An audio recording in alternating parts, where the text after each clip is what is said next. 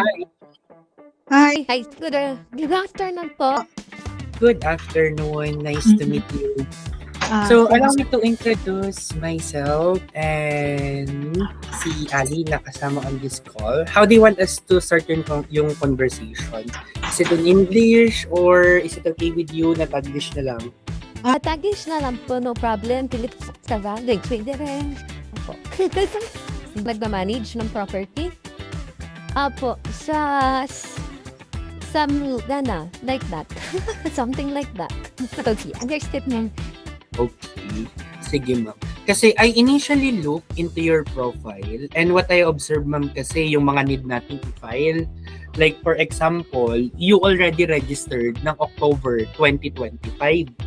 So, Opo. basically, dapat nung January 2025, nag-file tayo ng percentage tax return. Ito po, ako stay po sa Dubai po. Okay. Haba. Okay. Yun, ma'am. So, yun yung una kong na-observe. Ang mga hindi natin na-submit, explain to you, ma'am, yung mga taxation requirement here in the Philippines. Apa. Initially, I'll share my screen, ma'am, just to show you kung ano-ano yung mga requirements natin and kung ano yung overhead nung engagement namin. So, let Okay me po. share my screen here. So, yeah. So, basically, ma'am, what I'm seeing here sa my engagement letter, ang engagement natin is magpo-file ng 1701, magpo-file ng quarterly tax return for individual, tapos magpo-file ng quarterly percentage tax. Yan yung trabaho namin, ma'am. But it started for the month of March. Tapos, bukod po dyan, for lessee information, that's 2K per filing, magsasubmit kami. Yan po yung mga requirements. So, before I dwell, ma'am, doon sa may mga BAR requirements, I just want a quick background, ma'am, kung how you do the operations, lalo doon sa ano ba yung mga requirements natin sa mga tenants natin. Kasi, ma'am, halimbawa ngayon na registered na tayo sa BAR, may mga sinasubmit kasi tayo na requirement by the BAR. Ang tawag, ma'am, is lessee information sheet. Ibig sabihin, lahat ng lessee natin supposed to be dapat merong contract of lease. Lahat ng lessee natin, since commercial yan, nakaregister dapat sa BAR. And then, bago sila mag-start ng operations nila, supposed to be, dapat nakuha na natin yung mga requirements na yun. Currently ba, ma'am, may ganun kayong practice? So far po, talagang po kami, 0 po. Okay, as in. Pero may mga tenants na kayo, ma'am. This lang po, itong April pa lang po mag-start. Kaya paso, sa kawasan. Opo, may lang po, kaya po ang inaano po na po, paano po tayo makakapag-file ng BIR since na ngayon lang pong April lahat mag-i-start. So lahat po itong ito pong June natin ng 2025, lahat po ito 0 po ang niya. Yes, for 2550Q, ma'am, ay 2551Q, that's 0. For ITR, we have some expenses kasi meron tayong ma'am, registration fees tsaka mga taxes na binayaran during 2025. Di ba po tayo nag-send yata sila ng kasama po ba doon yung binayaran na ITR? Yes, Okay, ITR, ma'am, is wala.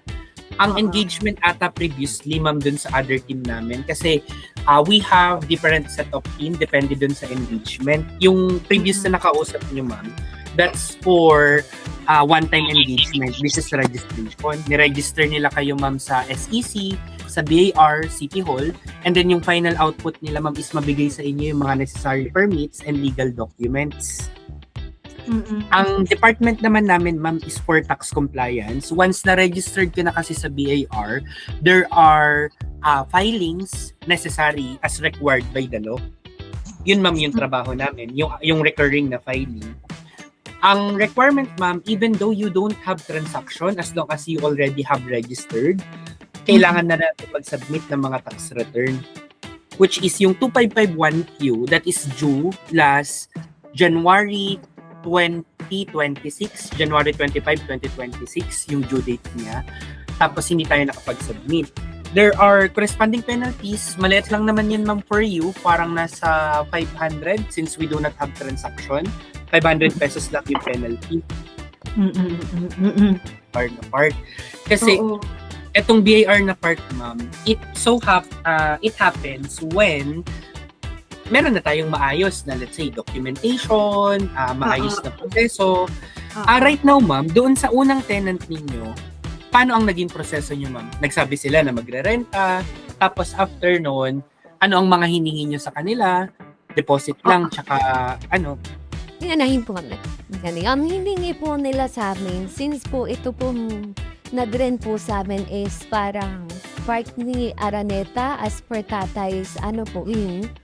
So, yung ano po, ex po yung nag-ano sa amin, parang yata dropshipping yung kanilang nature. Okay. So, ang diningan po kami ng 2303, yung mga ganun, yung business permit namin. And then sila, kung ano po yung ginawa ko, ano po yung kinuha nila sa amin, kinuha ko rin po sa kanila, vice versa. Para naman meron din kaming, may pinangnawakan din kaming documentation. Yun yung ginawa. Kasi wala ko talaga akong, wala akong idea. Sabi ko nga doon si Darit, mas maganda na yung maging honest po para yung transaction natin is alam niyo po kung paano no po i-guide from biro po like yung mga numbering na yan, kung ano pong ibig sabihin. Pagka po nag-send kayo sa akin, nire-research ko pa ho yan kasi hindi naman po ako, hindi ko naman po 40 yan. Hindi naman mga inaano po talaga. So, yeah, understood, ma'am. So, noted po on that so that yung mga susunod na communications namin, ma'am, let's say, hindi kami gagamit ng mga terminology like BR Form 25512. It's important ang i-communicate namin, ma'am, is, let's say, percentage tax. Pag sinabing percentage tax kasi, ma'am, that's a sales tax. Parang 3% ng sales natin, yun yung tax. Tapos meron pang income tax. Mamaya, ma'am, explain ko po sa inyo yung mga yun para magkaroon kayo ng idea. Oo, kasi For now, ma'am, it's over. yes. Ma'am. Tsaka, I'll record na lang this conversation, ma'am, so that you have something na pwedeng balikan in the future. Yeah, oo. Right now, ma'am, ang iniisip ko, yung mga pinaka-importante kasi, the moment na nag-start sa inyo yung tenants, nagkaintindihan kayo sa terms and agreement ng contract of lease, tapos pangalawa, yung necessary requirements bago sila mag-start, nakuha muna natin. Kasi ang problem is that, kapag ka hindi natin nahingi yung mga requirements na yun, ma'am, hindi tayo makakapag-comply sa requirement ng BIR. Kasi, dali lang. Ipakita ko sa inyo, ma'am. Something like, katulad nun, meron pang withholding tax. Let's say, yung mga ganon na kung sino yung magbabayad sa withholding tax, kung non-vatable ba to or what, yung ganon. Kasi sa resibo po natin, non-vatable po siya. So, yung computation, hindi ko din alam kung paano i-compute, kung tama ba yung computation nila. So, nag-rely lang po ako doon sa computation nila, hindi sa computation namin. understood, ma'am. So, oo, medyo ano nga kasi yun, ma'am, medyo technical talaga yun eh. Kaya, wala kayong magkano ba, ma'am, ma'am, ilan ang units na pinaparenta niyo? Actually, isang unit po yun, yung ang pinaparent namin so far. So, yung ulihan, isa lang, as in? Yeah, isa lang. Iniisip ko kasi sana, i-guide ko po kayo about dun sa mga usual na operations na ginagawa ng leasing and then paano nila paano sila nag-ooperate. But as you mentioned, ma'am, isa lang naman yun. So, hindi nyo na kailangan malaman, ma'am. It's just... Ako, ma-appreciate ko nga po yun kung from the start po, malaman ko rin po yan kasi so far po, maiano po natin, ma-incorporate. Okay lang sa inyo, kaso, ma'am, medyo marami yung pag-uusapan natin today. And yun kasi, ma'am, is not part. It's just, naisip ko lang ibanggitin kasi you told na wala kayong idea. Pero sige, ma'am, bigyan ko na kayo ng quick walkthrough. Kasi basically, ma'am, once na mayroong nag-rent sa inyo, ang mga kailangan na documents is contra copies, which Okay. is, sabi niyo ma'am, meron na po kayo, no? Mm-mm. Yung contra copies niyo ma'am, pina-check niyo sa lawyer or something, or Kasi po, meron naman po kaming lawyer sa po na nagko-consult po kami sa lawyer. okay. So, na-check na nila to ma'am, contra copies, no? Apa. Okay. Magkano ma'am ang renta nun? 85 po. So, 85K per month. So, eto ma'am yung sinasabi nila na, eto ba is net of withholding or after withholding tax? Actually po, meron silang i-figure sa amin na na tawag dito na computation. Send ko po sa Okay. Yung Sige, ma'am. compute. Sige po. Ali pasuyo ako pag sinend ni ma'am. Okay. Kasi wala akong access sa Facebook ko dito. Pe- Sige ma'am. Check namin kung tama. Mhm. Alam po Contract of lease, tas occupancy permit. Kasi ma'am, kami rin nagpaparenta rin po. Oo. So, Pero, sabi po nila, yung occupancy permit po is isa lang po yun. Isang beses lang daw po pinupuha. Or sabi po, isang beses lang yun ma'am. The moment na nagawa yung building, magkakaroon siya ng occupancy permit. Mm. So yun ma'am yung binibigay sa lessor. So dalawa lang ma'am. Contract of lease tsaka occupancy permit. Yung BAR naman ma'am, yung BAR COR, hindi naman mahirap yun ma'am kasi supposed to be ma'am dapat nakapost yun sa place of business. Mm-mm. may binabayaran po kasi may binabayaran po kasi ang tatay ko. Hindi ko po alam kung ang binabayaran niya na BIR is yung sa property po or dito sa DPN. So kaya ang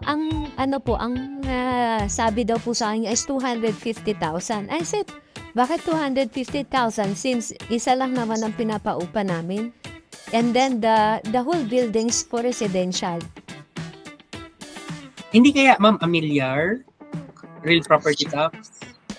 Ano po ba yun? Aabot talaga ng 250,000 yung sa building? Hindi ko na-imagine ma'am eh. Much better yun ma'am, makita ko mismo kung ano yung sinisingil para Ayun, kaya nga po, yun po yung yun po yung pinag-aalala ko na yung binabayaran na ganun kalaki ng tatay. Kaya po sabi ko nga, po kami sa inyo ng mag-seek po kami sa inyo ng tulong kung paano po yung gagawin dito. Kasi parang bang wala pong nasi-save, wala pong napupuntahan yung pinaghirapan po ng father ko. Sige ma'am. Pakita nyo lang ma'am yung documents para ma-assess namin. Kung paano para ang- sa kanila. Uy, mali ma'am ang computation nila kasi you are non-bat. Yeah, yun nga po ngayon lang po talaga wala po talaga kami alam dyan. Basta lang po kami ng tanggap lang kami ng tanggap. Sabi ko nga since na kako na head na ba na accountant, sabi ko mas magaling yan po. Okay, sa akin sabi ko, okay na yan. Yung pa naman di. Mali ang computation nila ma'am. You are non-bat, therefore wala tong 12% na to. So basically ma'am, the way it is computed, simple lang. Let's say, eto is yung net cash received. So dapat ito is 85K. So 85K ma'am yung marireceive nyo.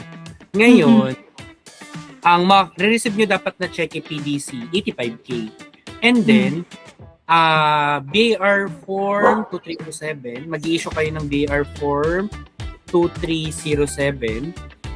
This will be 5% kasi that is rental. Therefore, this is 95%, this is 5%, kaya yung rental natin that's 100%. This is how it is computed, ma'am. Kasi sa kanila, ma'am, may VAT na 12%, hindi yun kasama sa computation. Kaya mali yung computation na yun. So, supposed to be, ang rental fees natin, ito is 85 divided by 0.95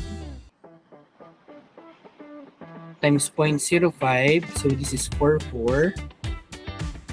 Tapos, this will be deducted. Kaya, this one should be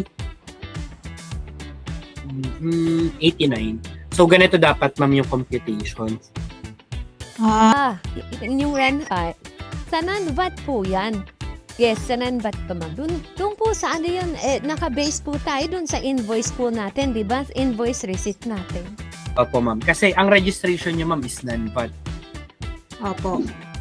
So, paparita ko po yan. Yan po dapat ang computation ng nila. Yes. Ito dapat, ma'am. Kasi rental fees, yan. Yan, ito, ma'am. Ganito dapat.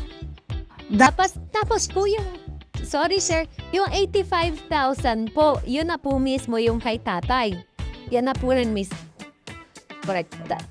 So, mali sila dito. Yes. Mali na computation to, ma'am. Kasi ang assumption nila, VAT tayo. Eh, hindi naman tayo VAT registered. Okay po. Opo. So, pagpupupan, ma'am. Ano ko na lang po, email ko na lang po sila. Kasi po so far, ang nilagay po nila sa cheque is DPN Ventures. Nakaano po yung cheque. Nakapangalan. Sabi ko, nag-joint account po yung ate ko at si tatay para nga po si ate ko po yung mag-guide po kay tatay. So, nag-joint account po sila para dun lang po papasok yung renta. Ang nakalagay po doon, nung binigay po yung cheque, hindi po tanggapin ni bank. Kasi daw po, company daw po. So, nag-ano po ako sa kanila, nag-email po ako sa kanila kung pwede ng mag-reissue po ng cheque under po kay tatay na pangalan. In-acknowledge naman po nila yon dahil sabi ko, OPC naman po yan. At ang owner naman po is yung father ko na si Joselito. Kung pwede po, i-consider nyo po yun na ganun ang gawin sa cheque. Pero okay naman po. Pero po dito, ang nakalagay naman po dun sa cheque is 85,000 po. Yes. Pero, ang nasa contract of lease nyo, ma'am, malamang mali. Tapos, Mali po. Yan po yung naka-attach po dun sa ilalim ng So, sabihin ko na lang po na since na nag-meeting na po tayo, kasi paano po kung sasabihin, nag-meeting tayo tapos nag-check po na ito po yung dapat na computation, ganun. yes. Sabihin nyo, ma'am, nakakuha na kayo ng accountant, nakausap nyo, ma'am, yung accountant ninyo, and sinabi sa inyo, ma'am, na mali po yung computation na to. Kasi etong computation na to, pang VAT, yung registration, ma'am, ninyo is non-VAT. So, dapat, ganito lang siya kinocompute. Yan na yan, ma'am. Thank you so much po, na-appreciate ko talaga. Kasi sa medical po ako, hindi ko ito nagkasal. Ipasend ko, ma'am. Ipasend ko po yung computation. Opo. Tapos, balik ako, ma'am, dun sa sinasabi ko. Kasi, basically, ma'am,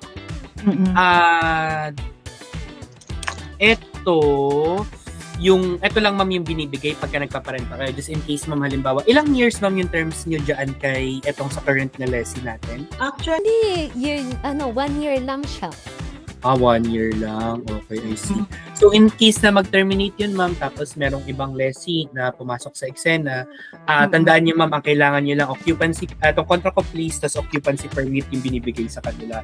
Pagka nanghingi sa inyo ng other information, like BAR, 2303, pwede natin ibigay yung BAR 2303 kasi basically public information, ma'am, yung nakapost talaga yun, ma'am, sa place ng business natin, kaya pwede natin ibigay. Pero initially, ma'am, ito lang talaga yung hinihingi. Kasi ang tinitignan lang, ma'am, doon is yung name ng business, tapos team ninyo, tapos address, etc. So that's number 1. Number 2, ma'am, kayo naman, pagka nangihingi kayo, ma'am, sa lesson ninyo, ang mga kailangan po kasi natin sa kanila, number 1, kailangan natin ng itong BAR registration. Kailangan natin ng BAR registration. Ano pong number nito? 2303? Yes, tama, ma'am. BAR COR po ito. Certificate of Registration, BAR Form 2303. 2303. Tapos, eto, ma'am, dapat naka-address na doon sa may yung address po nito, yung address ng unit po ninyo. At kailangan yung makita yun, ma'am. Kasi basically, ma'am, di ba, ang registration kasi sa Pilipinas, ma'am, per location. Halimbawa, ang main office nila sa Makati, tapos nag-outsource sila ng ibang location sa Valenzuela, kailangan kumuha ng separate registration yung sa Valenzuela.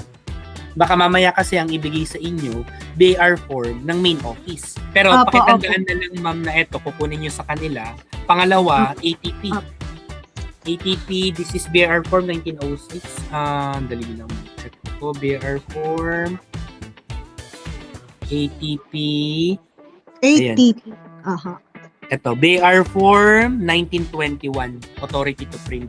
Kailangan nyo makuha sa kanila yan, ma'am. Ibig sabihin kasi, ma'am, ng ATP, this is authority to print. Yung resibo natin, registered sa BAR.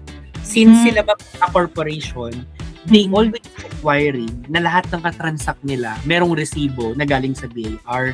The reason is that hindi kasi nila yun may claim as expense. Hindi nila mapambabawas sa tax nila kapag wala tayong resibo na registered sa BAR. Kaya nire-require talaga nila, ma'am. Okay. So, this is BAR form 1921. Yan yung mga kailangan natin sa kanila. Yan lang naman generally, ma'am. Tapos, yung contract of lease, contract, kayo, ma'am, ang nagpa-notarize nito? O sila na?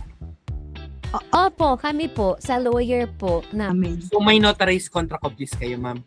Opo, opo. Ayun, sige. Kailangan natin yun, ma'am. Yung certified true copy, kasi sinasubmit na, ma'am, sa BAR. Certified true copy ng contract of lease.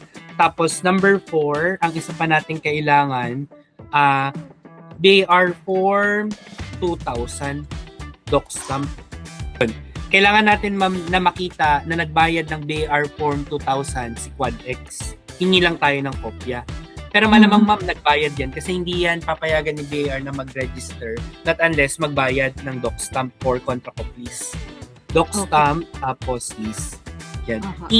Pasuyo ako, Ali, pa-take note, ha, so that we know kung ano yung maiko-communicate kay Ma'am Pia after this call. Yun. So, ito, ma'am, yung mga kailangan natin na hingin sa kanila. Opo. Okay. So, we are done with this, ma'am, yung computation. Mali yung computation nila. Number Okay. 1, going forward, ma'am, alam nyo na kung ano yung mga dapat ibigay kung sakaling may mag-release sa inyo. Pangatlo, alam na rin natin kung ano yung dapat kunin dun sa lesson natin. Okay, thank you so much. Okay, ma'am. So, ang ano ko lang dito, ma'am, dali lang ha, multiply by 12, okay lang, this is 1 million. So, i-guide ko muna kayo, ma'am, kung ano yung mga taxes na kailangan nating bayaran. Opo, opo. Sige. Tapos kung ano yung kailangan natin hingin sa kanila. So, basically, ma'am, kasi, di ba meron kayong rental revenue? Ito, ma'am, yung rental revenue nyo po, 1 million. Okay. Yes, for whole 12 months. That's 1 million. Pag OPC, ma'am, ang choice nyo lang is optional standard deduction. Ang optional standard deduction, ma'am, is ganito kinocompute. Meron kayong assumption na deduction na 40%. So, this is multiplied by 0.40. This is a deduction. This is a deduction. So, ito yung taxable pala natin. Taxable natin is ito. So, 644. Tapos, ang tax nito, ma'am, is 20%. Tax rate. Tax rate natin is 20%. Therefore, ang income tax natin, sino, ma'am, ang nag-advise sa inyo na mag-OPC? Actually po kasi, ang inano po namin dyan is corporation dahil nga po, may mga ano po kami, 3 po kami magkakapatid. Since po na na tawag dyan, ang hindi po, yung isa po naming kapatid, hindi po siya nagpirma. So, ang ginawa na lang po namin is OPC under kay tatay. Kasi, ma'am, tignan nyo, ma'am, ha? Right now, if you could observe, ang magiging tax consequence kasi is ito. Need nyo magbayad ng income tax. That's 128,000. Need mo magbayad ng percentage tax. that's 32,000. Pero, meron naman kayong corresponding credit. Ang corresponding credit na makuha natin, provided na makuha natin yung 2307 sa lessee natin, ito yung tax due 75.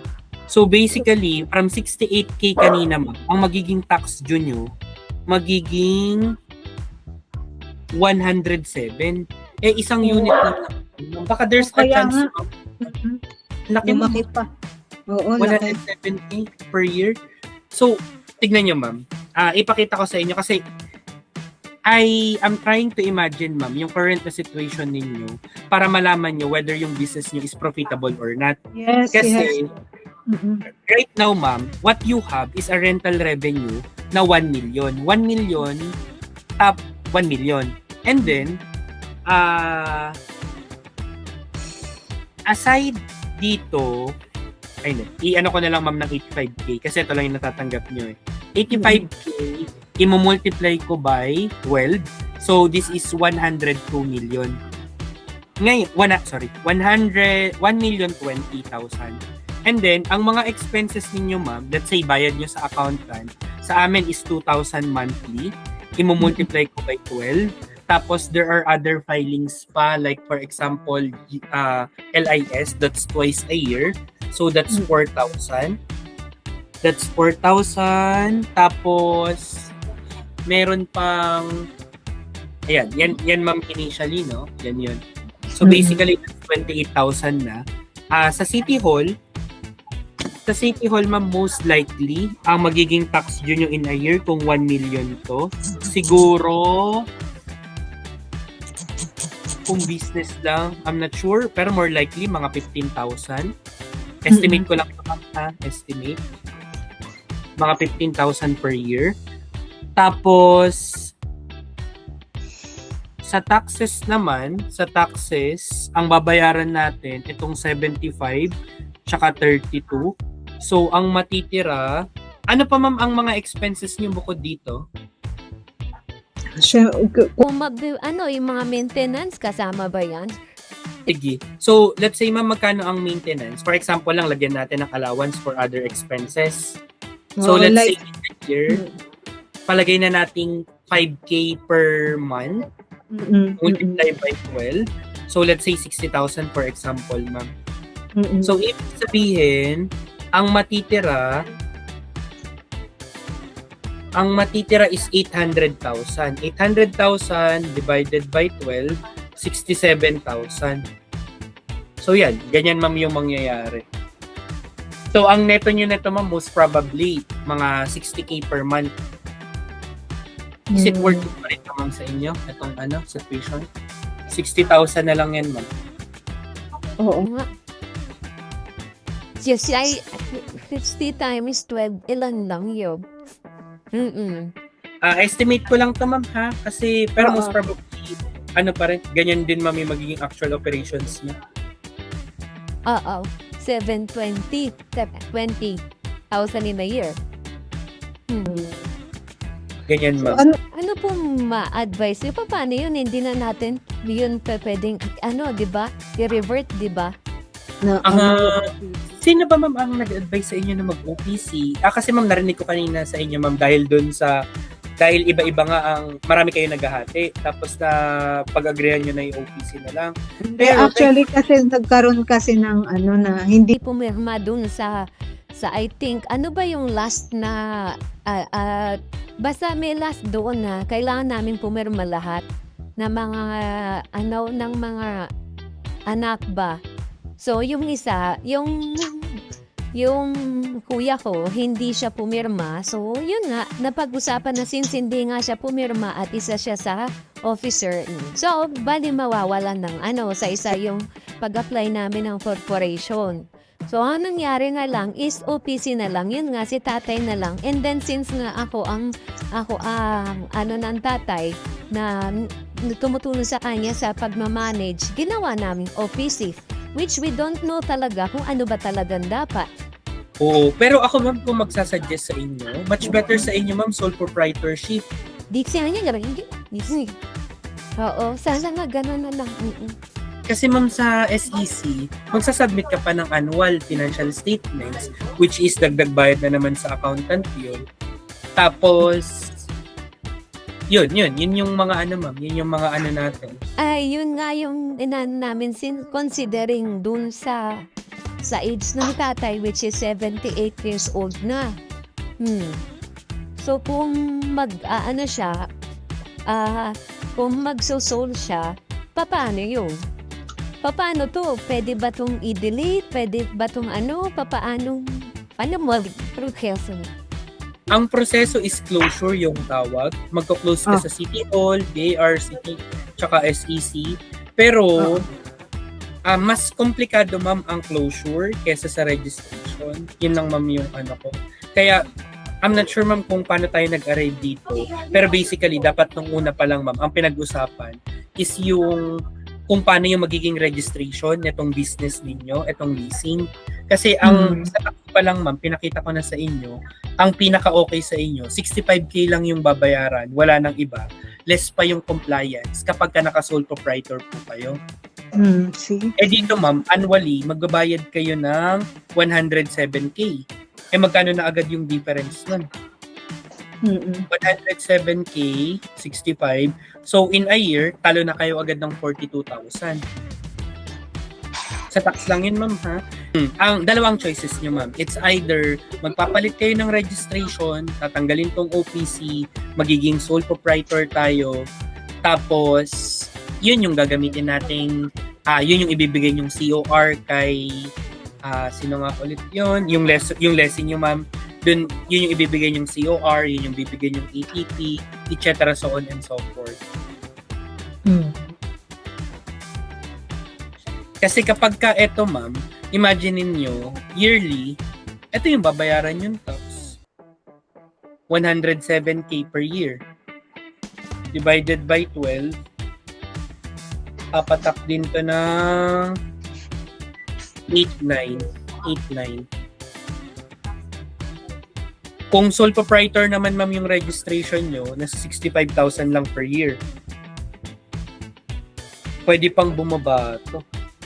Pwede pa palang bumaba to ma'am. Kasi meron kayong credit na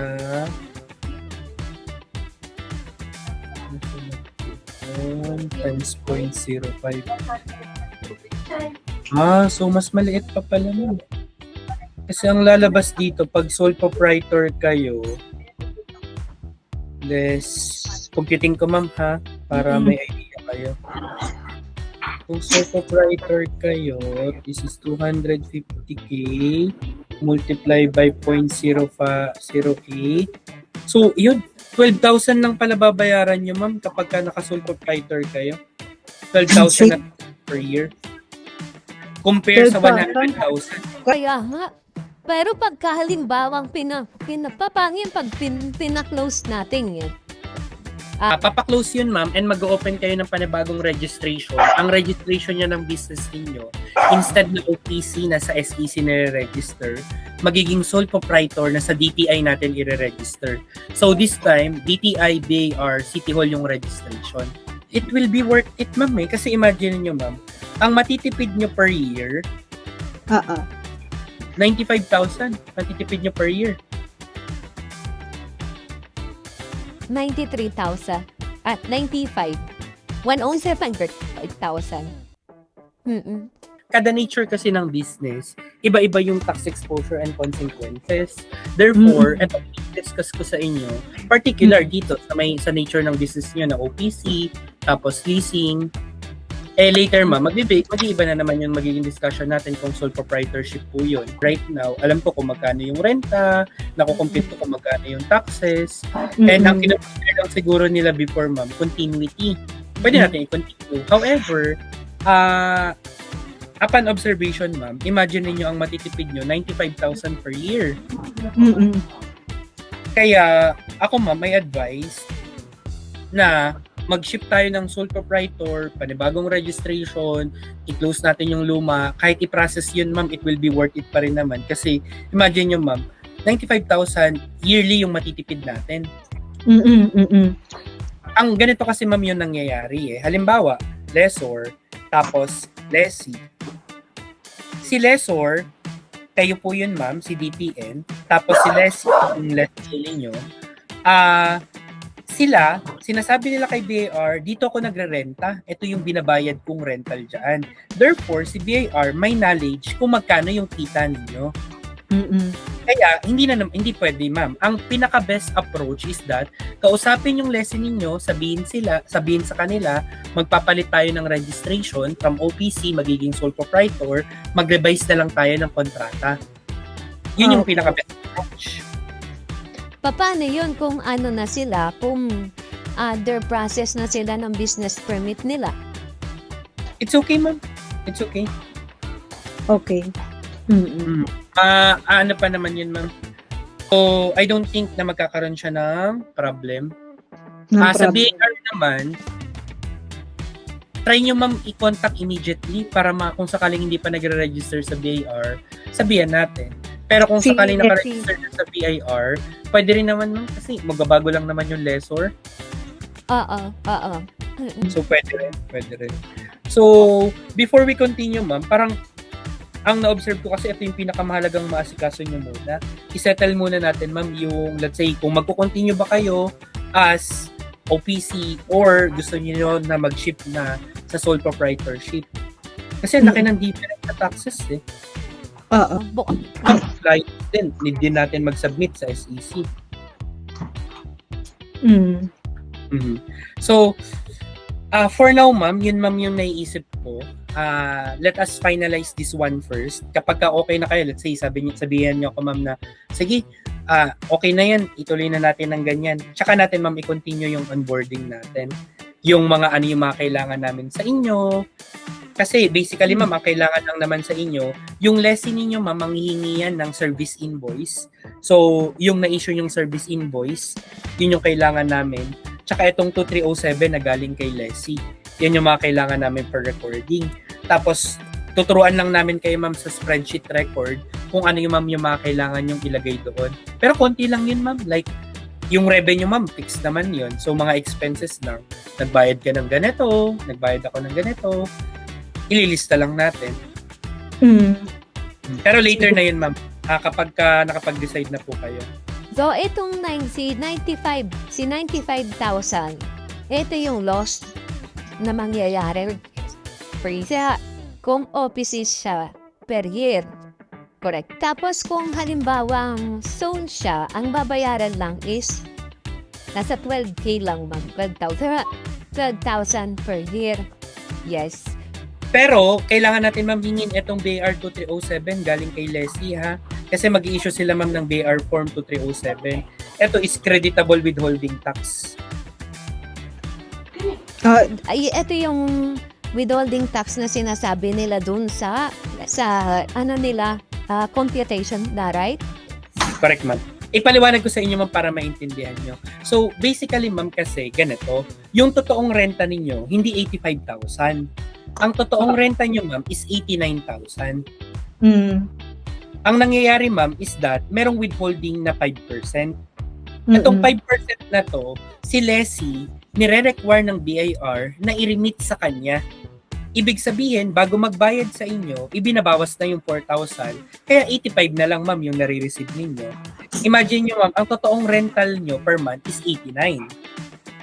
Nagbawas ng tax na 5%, kaya 85 na lang ang natanggap ninyo.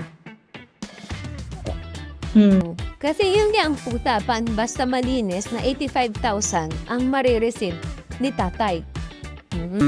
Pero, eto, ma'am, pag nag-remit si lessee kay BIR, manghihingi kayo sa kanya ng BIR Form 2307. Nasaan yung BIR Form 2307? Related doon sa withholding. Kasi itong 4,000 na to, ma'am, ito yung sinasabi kong gagamitin natin credit. Kasi kapag hindi nyo nahingi yan, ma'am, ang babayaran natin is 65. Pero pag nahingi nyo tong 2307 for 12 months, that's 53,000. 12K na lang yung babayaran ninyo. Pero, required talaga, ma'am, si lessee na magbigay ng 2307. Oo, si 12K dun sa sa Soul, right?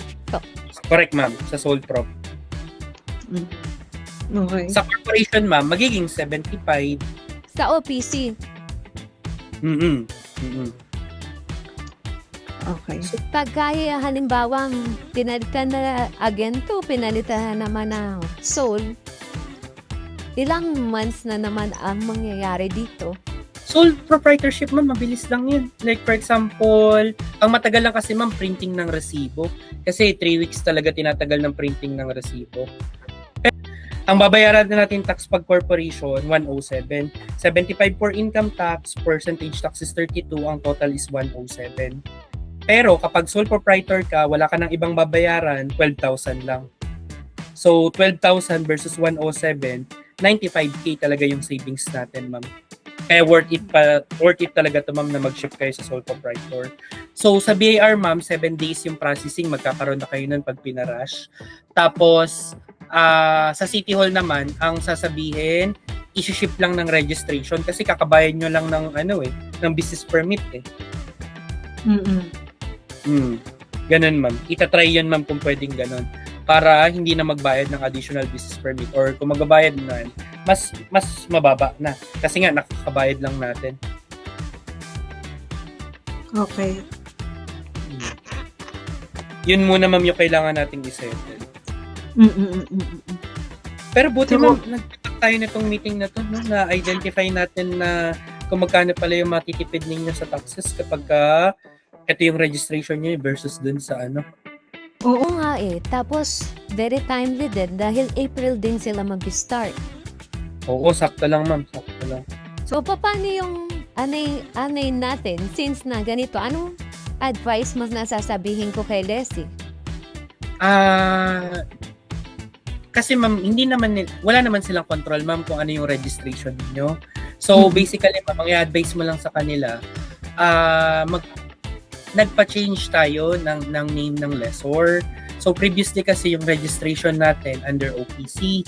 Pero, may nakausap kayo, kamo, accountant, etc. so on and so forth, and you decided na based dun sa assumption, kahit di nyo naman sabihin yun, basta sabihin nyo lang sa kanila, from OPC, papalitan kasi namin yung registration namin, gagawin namin sole proprietor. So, paki-wait na lang yung sole proprietor namin, give us at least 1 week para dito. Tapos, bibigay namin sa inyo yung bagong details. Tapos, yun lang, ma'am. Yun lang yung natin sa kanila. Pero pwede na sila makapag-register ng business permit nila. Oo naman, ma'am. Kasi business permit is based on location not on registration, ma'am. Okay. Okay. Under na OPC, tas babaguhin na lang yung kontrata or pwede naman sila na tapusin na lang nila yung 1 year na kontra. Posible yun, ma'am. But, iso-shoulder nyo, ma'am, itong 95K. Oo. Okay. So, yun, ma'am, yung kailangan yung pag-decidean. Kung habulin natin ngayon or tatanggapin nyo muna yung 95K as loss. Oo. And bukod sa 95K, ma'am, madadagdagan pa to, ha? Kasi, pag corporation kasi, may mga additional filing pa na kailangan. Halimbawa, financial statement. Need mo mag-submit sa SEC. Malamang sa malamang, ma'am, kailangan nyo ng tulong ng professional para gumawa ng financial statements. Tapos mag-submit sa SEC. Kaya, madadagdagan pa yung cost na yan. Unlike pag sole proprietor, ma'am, hindi nyo na kailangan ng financial statements. Okay. Sige, so That's all, ma'am, for this meeting. Pag-isipan nyo, ma'am, and then kapag nakapag-decide na po kayo, sabihan nyo po kami para alam natin kung ano yung magiging next steps. Sige. I think, ma'am, I'll end na this call kasi okay, sir. Appreciate ko po talaga. Thank you po para ma-process. kasi may ibang lessee, ma'am, na ang gusto nila but registered yung kausap nila pero wag kayo papayag. Kasi 1 million lang to per year eh. Lugi kayo, ma'am, pag nag-bat registered kayo eh. Sabihin nyo, ma'am, non-bat talaga kasi. Oo, hindi naman nalagpas ng 3 million yung gross namin. Opo. Ang sasabihin nyo sa kanila, ma'am, ang kailangan yung PDC, 85K, tama naman yun. Tapos, kailangan nyo ng 2307, monthly, worth 4,000.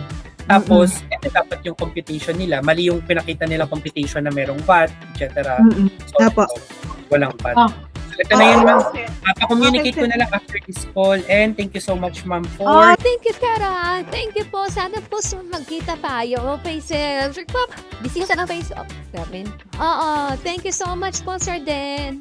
Thank you. God bless. Take care.